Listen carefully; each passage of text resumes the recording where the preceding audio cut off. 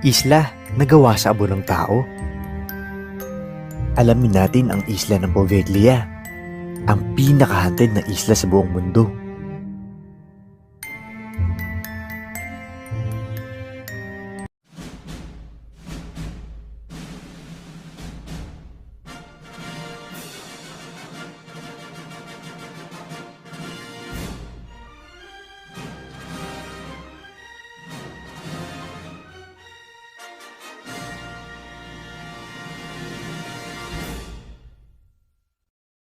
Isla sa bansang Italia ang pinagbabawal na puntahan ng mga turista dahil na rin sa hindi magandang kwento nito.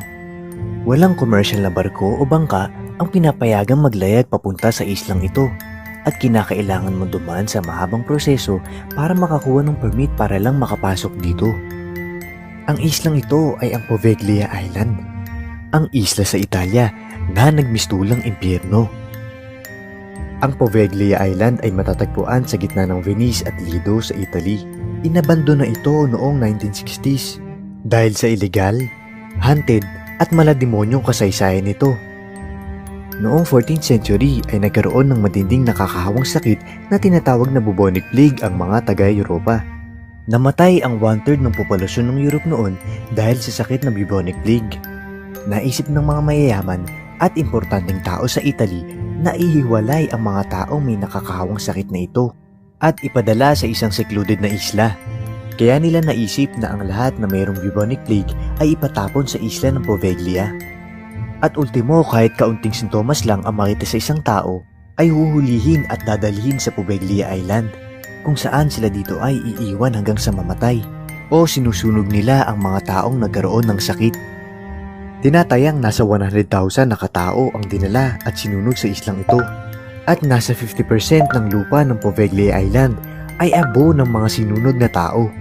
At hanggang ngayon ay lumilitaw pa rin ang mga buto ng mga taong sinunog at hinayaang mamatay dito sa dalampasigan ng isla.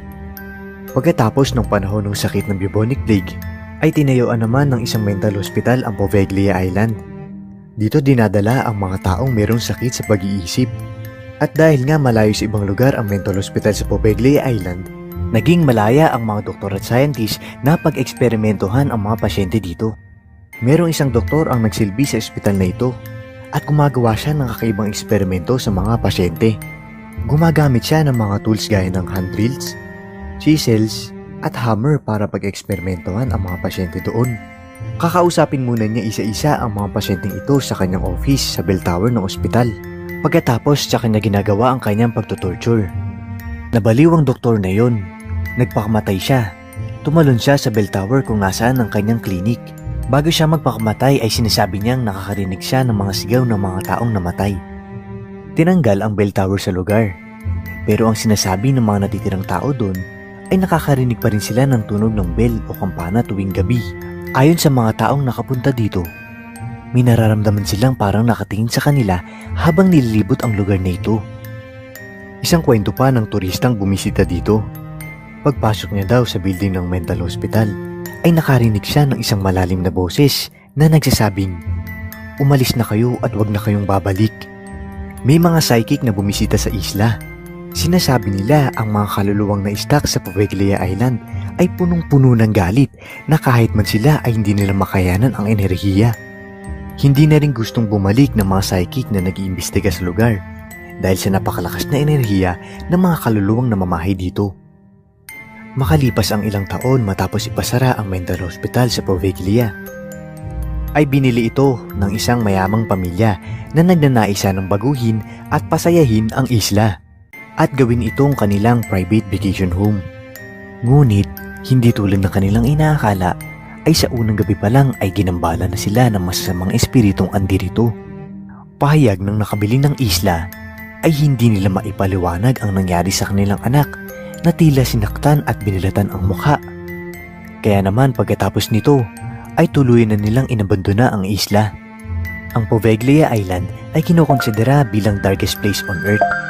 Itong araw ay parang naging mistulang totoong impyerno dahil sa sinapit ng mga taong dinala dito mula pa nung panahon ng bubonic plague hanggang gawing itong mental hospital.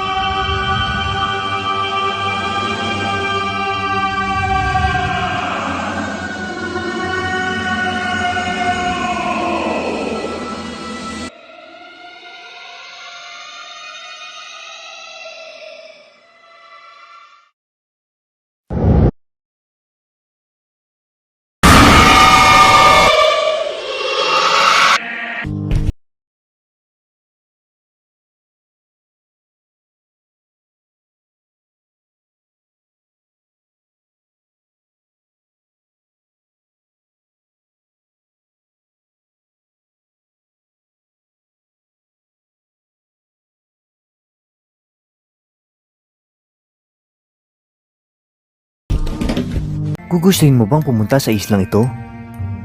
Kung bibigyan ka ng 100,000 pesos, papayag ka bang magstay overnight dito?